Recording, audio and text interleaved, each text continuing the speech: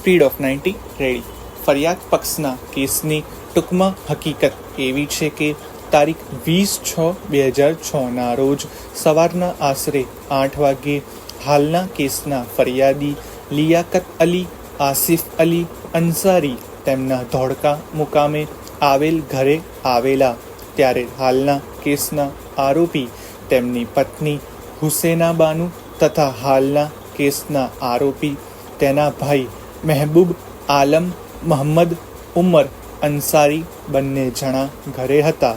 તે વખતે હાલના કેસના આરોપી ફરિયાદીની પત્ની હુસેના બાનુ પૈયાના ઝાડને કેરોસીન નાખી સૂકવી દીધેલ હોય તેમને કેરોસીન નહીં નાખવાનું કહેતા આરોપી હુસેના બાનુ એકદમ ઉશ્કેરાઈ જઈ ફરિયાદી લિયાકત અલીને જેમ ફાવે તેમ ગાળો બોલીને અને આરોપી મહેબૂબ આલમે તેમના હાથમાંની લાકડી લઈ આવીને ફરિયાદી લિયાકત અલીને ડાભા હાથે 3-4 લાકડીના ફટકા મારીને ઈજા કરીને ગાળો બોલીને જાનથી મારી નાખવાની ધમકી આપેલ, જેથી સદર બનાવની ફરિયાદીએ આરોપી વિરુદ્ધ ધોળકા પોલીસ સ્ટેશનમાં ફરિયાદ કરતા ધોળકા પોલીસ સ્ટેશન સેકન્ડ ગુના રજિસ્ટર નંબર 146/2006 થી આરોપીઓ વિરુદ્ધ ભારતીય દંડ સંહિતાની કલમ 323, 504, 506(2), 114 તેમજ બોમ્બે પોલીસ હવે ગુજરાત પોલીસ અધિનિયમની કલમ 135 મુજબની ફરિયાદ નોંધાવેલ. પેરેગ્રાફ. ત્યારબાદ આ કામના આરોપીઓ વિરુદ્ધ પૂરતો પુરાવો મળતા આ કામના આરોપીઓ વિરુદ્ધ તપાસ કરનાર અધિકારી શ્રીએ ક્રિમિનલ પ્રોસિજર કોડની કલમ 173(2) અન્વયે અત્રેની અદાલતમાં ચાર્જશીટ કરેલ.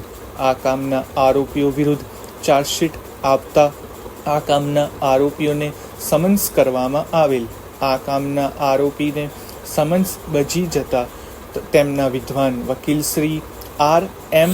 સૈયદ મારફતે અદાલત સમક્ષ હાજર રહેલા. ત્યારબાદ આ કામના આરોપીઓને ક્રિમિનલ પ્રોસિજર કોડની કલમ 207 અન્વયે પોલીસ પેપર્સની નકલો વિનામૂલ્યે આપવામાં આવેલ.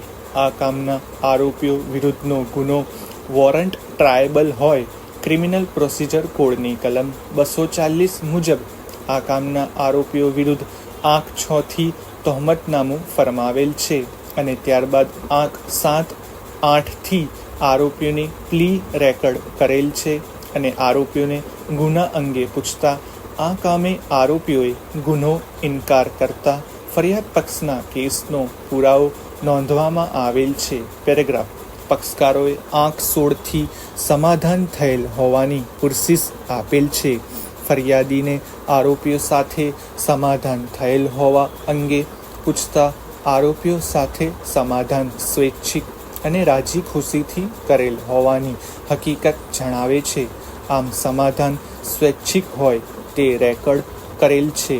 આરોપીઓ વિરુદ્ધ ભારતીય દંડ સંહિતાની કલમ 323, 504, 114 મુજબનો ગુનો ફોજદારી કાર્યરીતિ સંહિતાની કલમ 320(1)(8) મુજબ સમાધાન લાયક હોય સદર આરોપીઓને ફોજદારી કાર્યરીતિ સંહિતાની કલમ 320(1)(8) ના પ્રબંધો મુજબ ભારતીય દંડ સંહિતાની કલમ 323, 504 નિર્દોષ ઠરાવી છોડી મૂકવાનો હુકમ કરવામાં આવેલ છે.